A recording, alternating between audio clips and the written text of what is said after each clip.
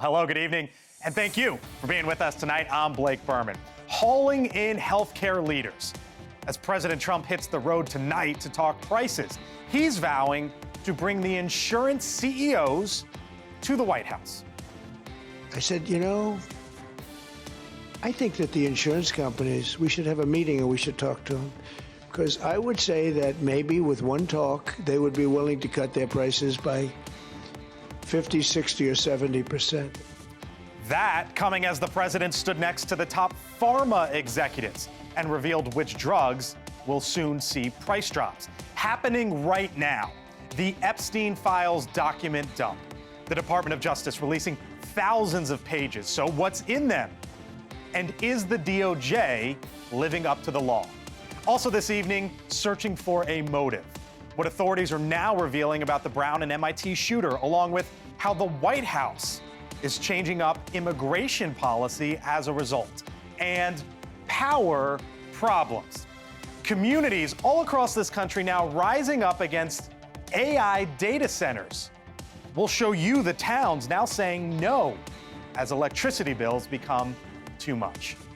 But first tonight, your medicines, their cost, and the plan for our kids. President Trump today, flanked by some of the biggest CEOs from the drug makers. They are now vowing to lower the costs of some of the medicines that very well might be in your cabinets. That announcement revealed as another one was pushed. NewsNation learning today that the government's main health agency is set to reveal recommendations for a new vaccine schedule for kids next year. A live look at the White House right now as President Trump is set to depart for North Carolina, in part to try to convince Americans that his administration is tackling rising costs. Joe Khalil with us in a moment from the White House on that big reveal today, including a new vow involving insurance executives. But first, over to our Kelly Meyer in Rocky Mount, North Carolina, for us tonight ahead of the president's rally. Hello, Kelly. Yeah, hey there, Blake. They are gearing up for President Trump's visit here tonight. There's a sign behind me that says North Carolina welcomes Donald J. Trump as he gets ready to deliver his affordability message to the audience here. It's really split here in this community, Republican, Democrat, Independent, but everybody here that I've been talking with, they have been feeling the pinch, especially around the holidays with this economy. So President Trump is looking to deliver the message that his policies are working and that he's going to bring down costs in the new year. This is really the second time we're hearing from him this week delivering this message. He gave this on Wednesday night in a short address in the White House, 18 minutes, stuck to the script.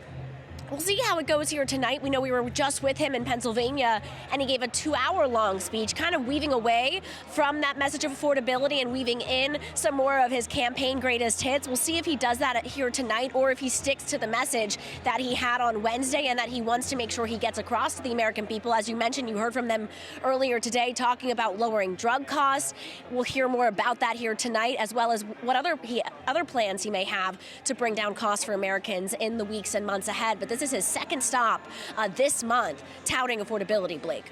Rocky Mount, North Carolina. Kelly Meyer, live for us tonight. Kelly, thank you. So before that stop there to the Tar Heel State, the president taking aim at drug prices. 9 new pharmaceutical companies agreeing to offer drugs at lower costs, matching cheaper prices abroad. They include some of the biggest names in the business: Merck, Novartis, Amgen, just to name a few. You see the others there on your screen. They'll also participate in the Trump RX website, expected to launch next year. In exchange, they'll receive tariff relief. The companies are just some of the latest, to sign on to similar deals as well. The announcement includes some common prescription medications. Here's some of them. For example, the White House estimates that Amgen's cholesterol treatment could see prices reduced from $573 to $239. GSK's popular inhaler could see prices drop down to $89, and Sanofi's blood thinner could see drops all the way down from $756 to just $16. Our Joe Khalil monitoring this. The big announcement from the White House today, and another one, at least, that we're learning tonight, Joe, about what could come next year. Yeah, and this is a big deal. Like, if these 9 companies, some of the biggest pharmaceuticals in the entire world, stick to this commitment, we could seriously see drug costs drop in the new year coming up very quickly here. They have agreed to be part of the policy, which is known as the favored nations policy that the White House has enacted. This is what President Trump said just before giving the mic over to these CEOs. The companies assembled in this room have agreed to offer all of their drugs to Medicaid and most favored nations pricing. You're going to get most favored nations pricing, meaning they're going to pay our country the lowest price paid anywhere in the world. And when you go nation by nation, Blake, as you point out, there are some drugs, same exact prescriptions, same exact boxes. They just cost a lot more in the United States than they do elsewhere. So obviously this is an effort to achieve some parity there. And President Trump also said that many of these companies have also agreed to donate significant chunks of raw material to the United States for its stockpile as well. So again, if they keep their commitment, it could be very significant, Blake. Joe Khalil, live for us tonight. Joe, thank you. Joining us now, Bera. He is a Democratic congressman from Sacramento. The congressman, by the way, in a former life, once oversaw care management for 7 California hospitals. With us once again tonight here on the Hill. Congressman, Doctor, thanks for being with us. Pretty big announcement out of the White House today. Do you give the president credit on this? I do, actually. I was with some senior Republicans earlier this week, and this is stuff that we've always advocated for as Democrats. Kudos to the president for getting the ball rolling on this. And it's a place where we should be able to work together. Let's bring down drug costs for the American people. What do you think it means for prices going forward on some of these drugs? We'll see how it gets implemented. The pharmaceutical companies are pretty shrewd in how they do their business practices, but I agree with the president. Why should we be paying 3 times more than every other developed country in the world? So if we want to peg our prices to all the other developed nations, great. And if pharmaceutical companies follow through with that, that's a good thing. So again, I'll give the president credit on this. So a lot of the focus today was on drug prices and the pharmaceutical companies. But as we were watching this event live, Congressman, the president seemed to have sort of an impromptu, in the moment thought of, you know what? In his words, he said, I'm going to bring the insurance executives over here to the White House. Here's what he said, and then we'll pick it up on the other side. I'm going to call a meeting of the big insurance companies that have gotten so rich by receiving money, and really far more money than they're entitled to. I'm going to call a meeting of the insurance companies. I'm going to see if they get their price down, to put it very bluntly. So that was pharma earlier today. What about the insurance companies? Do you think the president can move the needle there? You know what? He's a blunt instrument. So if he can bring down health insurance prices, take on the health insurance industry, that does make billions of dollars of profits every year. It doesn't lower the cost of insurance for folks. That's a good thing. I've also been talking to Republicans about this. So yeah, we're talking about expanding the subsidies, but that should just be a temporary measure. That should buy us time to actually address the real cost of healthcare. And I agree with Senator Cassidy when he says, those subsidies just go to pay off the health insurance companies. There's some truth to that. So we've got to fix the system. And if the president's the one that can do it, use the force of his personality, I think Democrats should work with him on this. Interesting. How about this? Let me leave you with this. NewsNation reporting tonight, Congressman, that HHS is planning to announce an overhaul of childhood immunization, the scheduling of childhood immunizations next year. There was supposed to be an announcement today, but now that's getting punted to early next year. What do you make of that? Well, I said 2 nice things about the administration. I've got real issues with RFK Jr. and what he is doing around childhood vaccines. I would urge the American public, parents, to pay attention to what the American pediatricians are saying and putting out. I do have real reservations of what RFK Jr. may put out. All right. Bera, as I mentioned, Dr. Congressman, Democrat, California, giving you a view there, I guess, a little bipartisanship as well. Congressman, thank you very much. Appreciate it. You're welcome. Thank you. Be well. Of course. All right. Let's bring in now Chris Stirewalt, host of The Hill Sunday, senior fellow at the American Enterprise Institute. Hello, sir. Heck yeah. Heck That's yeah. quite a bookcase the congressman has there. That was amazing. Back home. Let's show, well, the president right now, Chris, is in Rocky Mount, North Carolina, or at least will be headed there soon for another address. I thought of you this morning because you and I talked a couple weeks ago saying, yes, affordability, prices, prices, prices. We've heard that for 5 years now. But is it about to be jobs? And here was the Wall Street Journal today. Jobs could soon replace prices as focus of anxiety. The conventional wisdom in Washington is that costs will be the dominant issue heading into next fall's midterm elections. The latest trends on AI and job security hint that the conventional wisdom may have to change. Have you ever gone down to Rocky Mount, North Carolina? It sounds so familiar. I was trying to figure out if I'd been there, been or not. So Rocky Mount is Been all across. is one tier down, and so it's Buncombe County and Nash County are the two that are right there. It's a blue collar, it's a working class place, and it's not a heavily Republican place. And I was thinking about this. So the reason Trump is there is that Michael Whatley, who was his RNC chairman, is running for Senate down there. Yes. And Whatley started this. Why is Michael Whatley going to talk to the voters there? Why is this his emphasis? And the answer is that these are the voters who Republicans need to flip Republican, not bigly, not hugely, but they just need to win them. These are blue-collar, working-class folks there in North Carolina. These are the people whose jobs are on the line. Right, so the middle management, when we look at where the job decimation can come through, from tariffs, from AI, from all this other stuff, they work in cubicles, they work in office parks. It's those folks, and they live in places like Nash County, North Carolina. And Michael Whatley needs them, and Michael Whatley needs Donald Trump to care about them and come down and make a case to them that is affirmative on the economy. Big news in the world of politics. Didn't really shock us, but it's still a headline when it happens. No. I mean, we've been talking about this. Elise Stefanik, while spending precious time with my family this Christmas season, I have made the decision to suspend my campaign for governor. She was running for governor in New York. Obviously, a Republican trying to turn New York red is always a challenge. Lee Zeldin got within 5 or 6 last go around. But I focused, Chris, on that first line, while spending precious time with my family. And it makes me wonder how many more Republicans, especially with Senator Loomis in Wyoming today coming out saying, you know what, I'm done. How many more Republicans over the next 2 or 3 weeks are going to have these conversations? Well, the Congresswoman should soak up that time with her family, because I bet she's going to have a job in the Trump administration come 2026.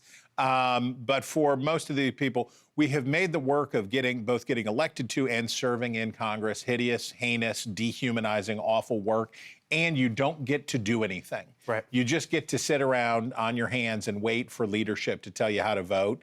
And nobody wants to do that. And so in a bad year for Republicans, which is what 26 is shaping up to be, for these folks to say, why am I going to stay here and beat my head against the wall if I'm going to lose anyway? So I think we've seen about more than 10% of all of the members of the House of Representatives are not returning. Right. And I think we're going to see more and more. You're the best Sunday show on the biz, Hill Sunday, 10 a.m. Eastern. Who do you have coming up? We've got Dan Crenshaw, we've got Eric Sorensen, and we've got a great conversation about the pursuit of happiness. This is a good Christmas time conversation. It's about the pursuit of happiness and the founder's vision of it with the director of the National Constitution Center. It will make you feel good. Very cool. Hope you watch Chris Sunday. I do, 10 a.m. here on News Nation. Thank you, sir. Thank you, Doctor. Appreciate it. Still to come. Other side.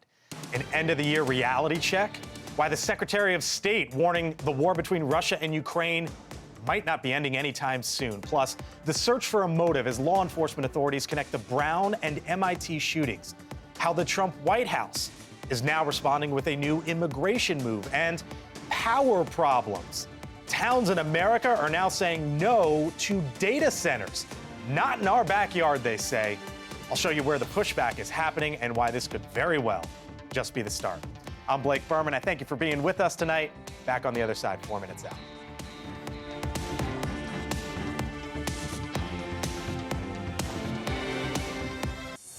The Secretary of State, Marco Rubio, ending the year today by addressing 2 major global issues in 2 very different parts of the world in a wide-ranging press conference. He gave a candid view of the war between Russia and Ukraine. We don't see surrender anytime in the near future by either side, and so only a negotiated settlement gives us the opportunity to end this war. His press conference also coming as tensions continue to rise in another part of the world, off the coast of Venezuela. The U.S. reporting yet another strike on a suspected drug boat last night, the second in 2 days. Joining me now, General John Teichert, retired Air Force Brigadier General, back with us once again here on the Hill. General, thank you. Nice to see you. It was interesting. Marco Rubio spoke for 2 hours today. Took questions there in the State Department briefing room on all sorts of issues. On Russia, he said there was progress, but still a long ways to go. Did he essentially say the quiet part out loud? Blake, I think that he did. And I think we all have known that a little bit of wishful thinking was likely not going to happen here, especially because Vladimir Putin has given no indication that he desires to slow down in the war against Ukraine, that his maximalist aims continue to be on the forefront of his mind. And unless we, the United States, make it more painful for him than he can handle, then he's going to keep going until he sees otherwise. Rubio saying there is still a, quote, ways to go, just to be clear there. On Venezuela, here was the Secretary of State.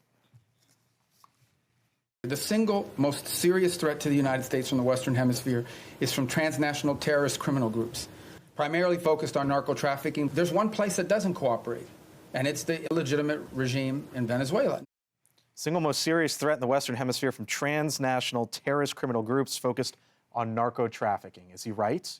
I think that it's good that the administration is finally making the case to the American people that Venezuela matters. I actually think the Nobel Prize winner has been saying it best when she talks about how it's at the nexus of all the problems in the Western Hemisphere. So what is the case? Because the president first said this was about drug boats. Susie Wiles, Vanity Fair, he, quote, he wants to keep on blowing up boats until Maduro cries uncle. And then the president talked the other day about the oil fields there. So what is this? What is the case? I think it's a hodgepodge here, Blake. I think that mass migration plays into it, and drugs, and narco-terrorism, and oil, and critical minerals. But I think the administration needs to be more clear to the American public why we should care before we're ready to jump on board about something more than we've seen in the Caribbean and Venezuela. There was, earlier this month, the death of 2 U.S. soldiers in Syria attacked by ISIS. The Secretary of War and their interpreter, I should add. The Secretary of War, Pete Hegseth, announcing this just moments ago, General. He said, this is not the beginning of a war. It is a declaration of vengeance, as we said directly following the savage attack. If you target Americans anywhere in the world, you will spend the rest of your brief, anxious life knowing the United States will hunt you, find you, and ruthlessly kill you. We are learning tonight that the U.S. struck back against ISIS fighters, infrastructure, and weapon sites. Is this as Hegseth says, not the beginning of a war? Is this just a response and that's it? What do you think happens here? Blake, he and the president went to Dover for the dignified transfer of the return of those bodies, and it's impossible to walk away without being compelled that we need to do something. This is a one and done. This is a strike to remind ISIS that we have not forgotten about them. They thrive in ungoverned areas, and we took away some of those ungoverned areas by these strikes tonight. So you think this is it? This should be it. We've struck the targets we want. We've made our point, and we're ready to walk away. John Teichert, retired Brigadier General. Merry Christmas. Nice Merry Christmas. Thanks, Mike. Appreciate it. All right, still to come. Other side. Here on the Hill, how a Reddit tip helped track down the Brown University shooting suspect. Brian Enton, live with us in Providence with the latest on a possible link to another shooting of the MIT professor. What Brian is learning tonight. Hello, Brian. Stay with us. Get to you here in a few. Plus, communities revolt as AI data centers move in. I'm telling you, this is a story that we're starting to see all over the country, and it's getting political. When we return.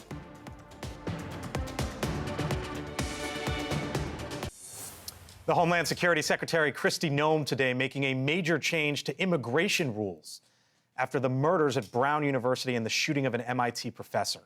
Investigators revealed they believe the same suspect is behind both killings, 48-year-old Claudio Neves Valente, who entered the country in 2017 through the Diversity Lottery Immigration Visa Program. The DHS secretary saying on social media, quote, this heinous individual should have never been allowed in our country. At President Trump's direction, I am immediately directing USCIS to pause the program to ensure no more Americans are harmed by this disastrous program, as she puts it. Now, here's what we know. Valente is suspected of killing 2 students at Brown University, killing an MIT professor as well just 2 days later. He was found dead by a self-inflicted gunshot wound in a New Hampshire storage unit, ending a 6-day manhunt. Authorities still searching for a motive. Our Brian Enton live for us once again in Providence, Rhode Island tonight with the very latest. Brian? Yeah, hey, Blake. We just learned that Claudio Valente was dead for 2 days before police moved into that storage unit and found his body in Salem, New Hampshire, late last night. That is according to the medical examiner in Massachusetts. But you mentioned motive. I mean, that's the big question here. Why Brown? Why that classroom in the engineering building? And then why the professor at MIT? Well, the Brown component, we know that this suspect attended Brown about 2 decades ago for 1 year, was getting his PhD, came from Portugal. We don't know what went wrong. Apparently something went wrong because he was only here a year and then he left. He also does have a connection to the MIT professor.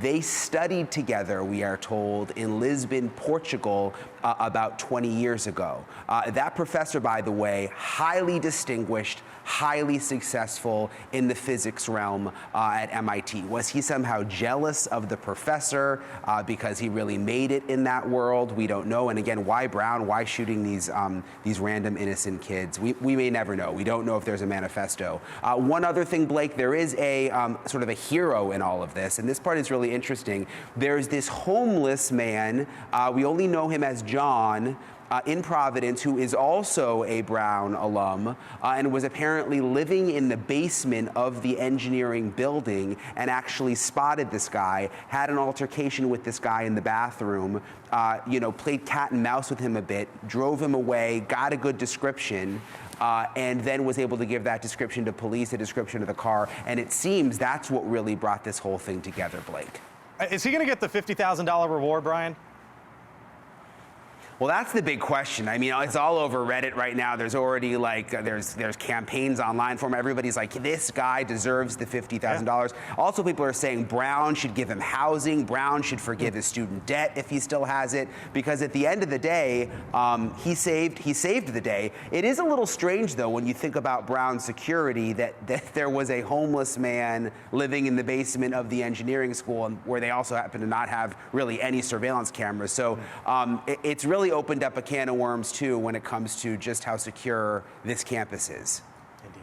Brian Ensign, live for us tonight, Providence, Rhode Island. Brian, thank you. Now down to North Carolina and that plane crash that killed the NASCAR legend Greg Biffle and his family Thursday. Investigators now on the scene searching for clues into the crash that killed all 7 on board.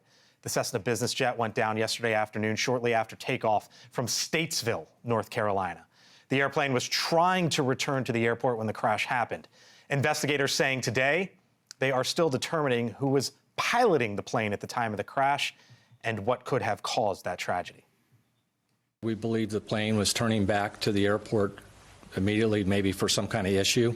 At this point, we are not aware if there was an actual issue or not. We are studying a lot of things. We are trying to get recordings from the various frequencies that the aircraft may have been on. Authorities call this the start of a long investigation. They are interviewing witnesses and have recovered the black box from that plane's cockpit. Well, tonight, concerns nationwide about the build-out of those monster data centers that are key to the development of artificial intelligence. Explosive growth in the technology is fueling demand for the centers all across the U.S. In communities, for example, like Chandler, Arizona, the city council there just unanimously rejected a proposal to build a data center after pushbacks from the residents. I do not simply watch as my utilities go up. AI is increasingly being used for mass surveillance, which is encroaching on our freedom. They need to prove to us that they're not going to pollute our desert. Motion carries unanimously. All right. And then go up to Michigan, Ypsilanti Township. Local officials there limiting where the data centers can be built after a surge of developers started taking some interest. Senator Bernie Sanders now calling for a nationwide moratorium on data center buildouts. In community after community, Americans are fighting back against data centers being built by some of the largest and most powerful corporations in the world.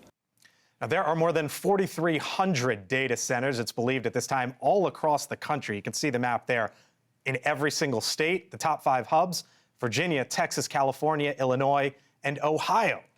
With us now here on the Hill, Caleb Maxey is the president and CEO of the National Artificial Intelligence Association, a trade group that is established to accelerate AI infrastructure development. Thanks for coming in. Absolutely. Thank you for having me. Set Bernie Sanders aside for a second, right? Okay. What would you tell the folks in Chandler, Arizona, and outside Ann Arbor, Michigan there? Well, there's two issues at play here. You have the local zoning issue and, whether or not you want a data center in your backyard from a looks perspective or a traffic perspective or noise and all that sort of thing. And then you have the broader issue is, do you believe in artificial intelligence being a net good for the United States? Right. I'm somebody who unapologetically believes it is. The Chinese build tons of AI products every day, and if we don't build the heartbeat of AI, which is these data centers, we're going to get behind. And on top of that, there's a really strong case to be made that artificial intelligence is in pretty much every person's life every single day. If you scroll through your photos on your phone or text message, Facebook, I mean, all the different things that you do in your everyday life is powered by AI. So it's not going anywhere. So speaking of power, the PJM power market, which is basically from Illinois to North Carolina. Yes. Recent report out, data centers adding $9.3 billion in capacity costs this year and next year. Average monthly bill, an extra $18 a month in Maryland, another $16 in Ohio. You add it up, it's a couple $100, and that's why you're getting the pushback. What would you tell the folks who say, you know what, I just don't want to pay for this? Sure. Well, the energy issues and the rising costs is not a data center problem. It's a problem with the way we're building our power. In Virginia, to give you an example, they passed a bill, the Virginia Clean Economy Act, that called for wind and solar being the entire grid, I believe, by 2045. But that does make it a data center problem, right? Like you can go wind and solar all you want, but the data centers do use the electricity. No, I'm saying the wind and solar is the problem. These things can't get powered by that. I mean, this is a general... To compensate for the drops in power when the wind and solar is not available, they have to turn off and on natural gas plants, which costs more than running them for a whole week. I mean, the power issues are a greater issue that we have as a country with our grid. And actually, these data centers, with all of the investment that comes behind them, can help start solving those problems. Ron DeSantis in Florida, here he is, governor, sitting governor. The thing about the data centers is there's not really a big economic impact once they're created. Like, yeah, if it's constructed, people can make some money doing that. Obviously, there may be some jobs that can go. But once it's done, it employs like a half dozen people. And, these tech companies will likely bring in foreigners to do that on some visa, or they're not going to hire from your local community. That's just not what they do. So that was down in Florida. Recent poll in Pennsylvania, artificial intelligence impact on jobs, 55%. Caleb, there in Pennsylvania, believe it will decrease jobs. 16% say it will increase jobs. It seems like right now people are worried about the consequences here with the economy and with jobs. Which is understandable. However, I will say, when these data centers get built, they employ thousands of people. And we're talking electricians, plumbers, AC technicians to get up on the roofs of these buildings. For how long? All the maintenance. Oh, for as long as the buildings are around. I mean, think about if you have to maintain your house, you have to maintain these data centers. They pump thousands of gallons of water. There are all different sorts of jobs that go on for a long time, not just the ones internal. And I always like to say that any idea that data centers don't bring economic benefit, huge tax revenue, and additionally, not only the tax revenue, all the jobs that they're created around the country by building them. This is going to be an issue in 2026. Big issue in 2026. 2028 as well. Yes. Okay. We're just starting to see the battle lines drawn here. Caleb, thank you so much. Thank you for Appreciate it. All right, still to come. Here on the Hill, a new release of the Epstein files. 300,000 pages worth. What we have learned so far, what comes next. Of course, this is happening at this hour as the Department of Justice just released the files. On the other side. Batya Saturday. Journalist Piers Morgan on the rise of anti-Semitism. And with ACA subsidies set to expire, Dr. Oz talks healthcare costs for Americans. Plus, pundits Scott Jennings and Mark McKinnon. Batya Saturday, 4/3 Central on News Nation. All right, just about 6:45 here on the East Coast and in Washington tonight as the Justice Department is releasing hundreds of thousands of pages of the Epstein files. Today, of course, the deadline that was set by Congress when it passed a bill last month that required the files to be released. The release is the latest move in what's become a drawn-out process that has frustrated folks on both sides of the aisle, no matter where you are, politically pushing for the release of the files, including in the president's own base. With this data dump, will the president finally be able to put the matter behind him in 2026? Full panel with me now. Tia Mitchell, Washington, D.C. bureau chief for the Atlanta Journal-Constitution.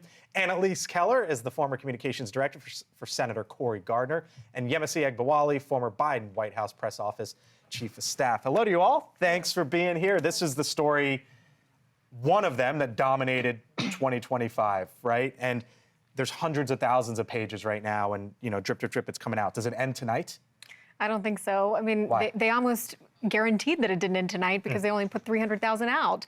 If they wanted this to go away and they wanted to move on. Some might say only 300,000. Seems like a big number. It is a big number, but there's hundreds of thousands of more pages, and this is also hugely redacted, which has raised a lot of questions. Yep. Now, we certainly understand the redactions that are needed to protect victims and to protect sensitive information, but a lot of these redactions are already raising a lot of questions from members on both sides of the aisle who feel like this is not giving certainty to the law to have the ability of all of these files being released, which is what was called for on the DOJ. So I think more questions are going to be raised by a lot of these redactions that are answered.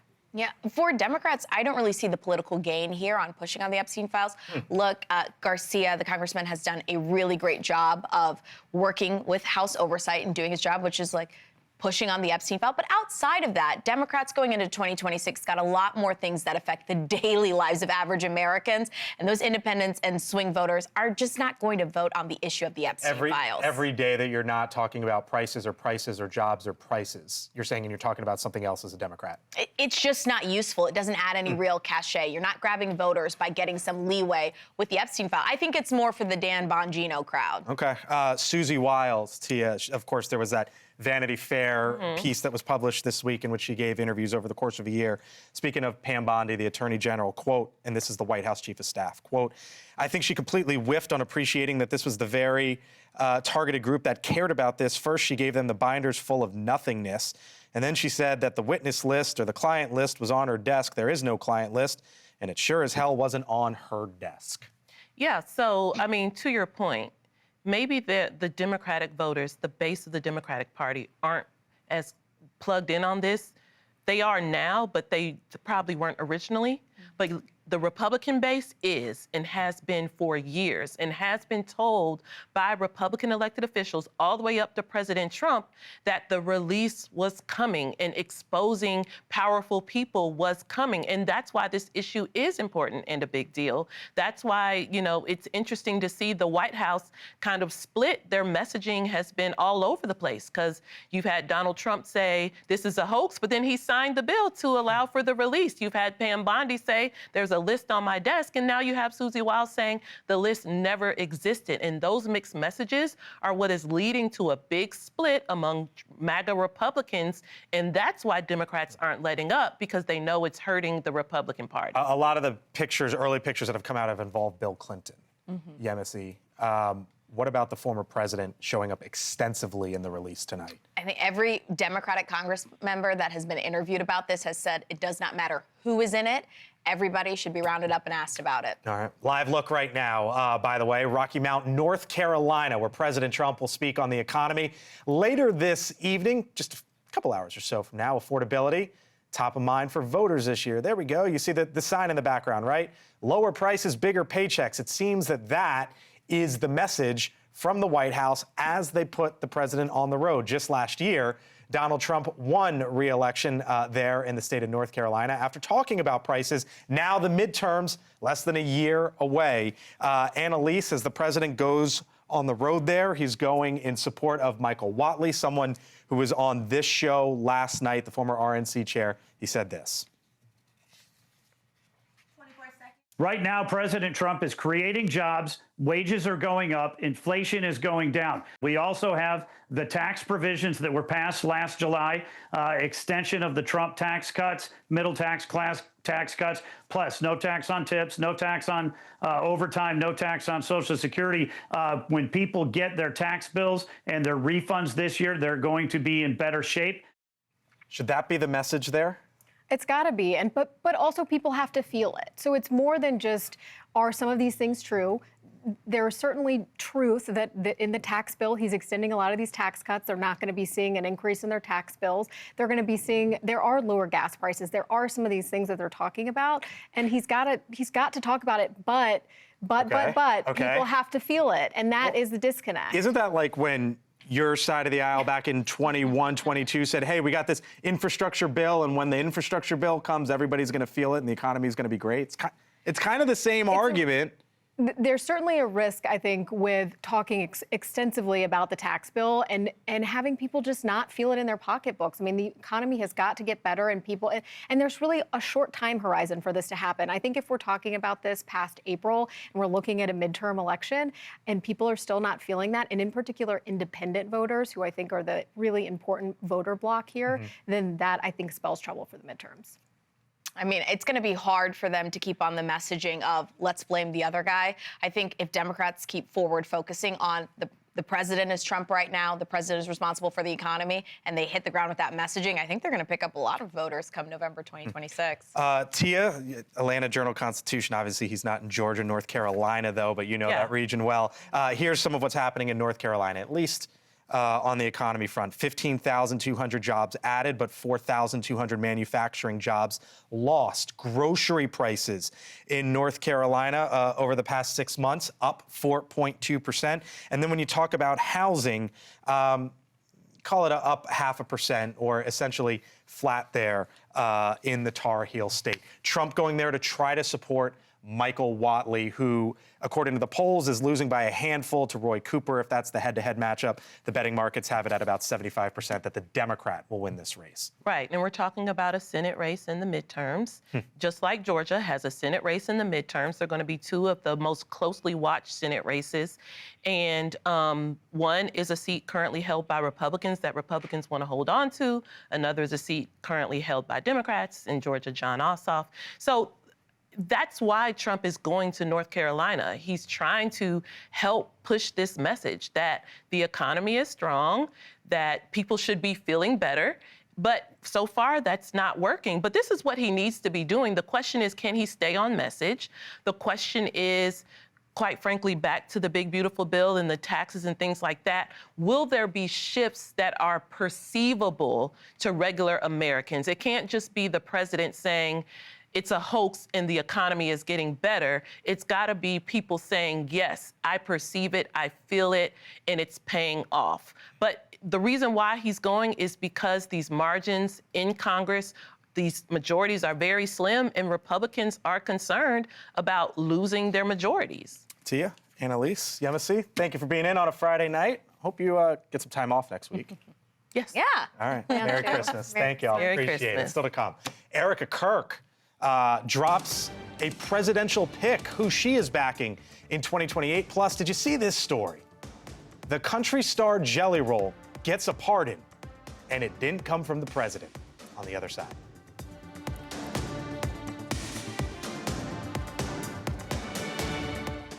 All right, if you're just getting home, trying to catch up on today's top stories, here's some Hill headlines as we head into the weekend.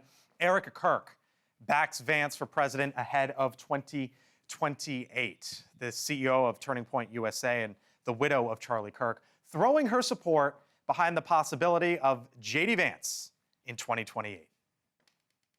We are going to get my husband's friend, J.D. Vance, elected for 48 and the most resounding way possible. Now, of course, the vice president has not yet confirmed whether he will make a run for the White House, saying he wants to get through 2026, the midterms, before officially talking about what could come next. Kirk also keeping her eyes on next year's election, saying her organization's focus is to help Republicans keep control of Congress next year. What else do we have tonight? Hill headlines. How about this? Trump announces Patriot Games with 2 high school athletes from each state. The president announcing that the games will take place as part of the 250th anniversary of the country next year. This will involve top high schoolers in men's and women's athletics. They'll be able to participate. No word yet, though, on what specific sports will be included. And then there's this, Jelly Roll, pardoned by the governor there in Tennessee. The governor, Bill Lee, giving the country music star a holiday to remember.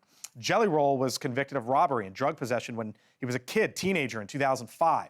The Tennessee Board of Parole unanimously recommended his pardon earlier this year, citing his philanthropic work, including supporting teens struggling with substance abuse. So he gets a pardon there from the governor. Look at that. Great story there. How about that for a second chance? To check out those stories and more, all you have to do, head on over to thehill.com. Would love it if you scan the QR code on the screen there. It takes you to our morning letter. All right, time for my take now. Most of the country, of course, preparing for the holidays. And the seniors over at Bethesda Chevy Chase High School in Maryland have their sights, though, set on June 2026, the upcoming summer, their graduation.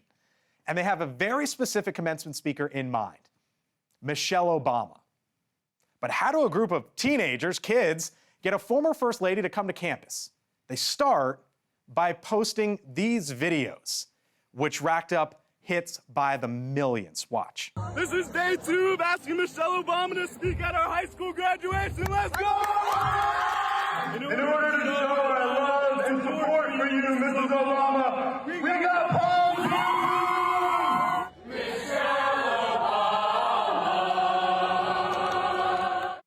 There was a lot of that, and it finally resulted in a response from the former First Lady. Michelle Obama writing, quote, "I'm so moved by your videos. It's a credit to what you and so many others in your generation can get done through the power of organization." She goes on to write, "My team is in touch with your school, and we're working on something special."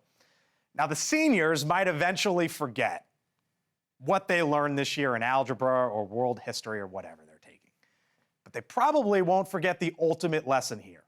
Even if you're in high school, it's never a bad idea to give something you're passionate about the old college try. Well, Elizabeth Vargas reports coming up next. She'll be joined by the Congresswoman Anna Paulina Luna on her reaction to the release of the Epstein files. That's coming up just seconds away here on News Nation. I thank you so much for watching us here on The Hill. I'm Blake Berman. Leave you with a live look, Rocky Mount, North Carolina. Have a good one.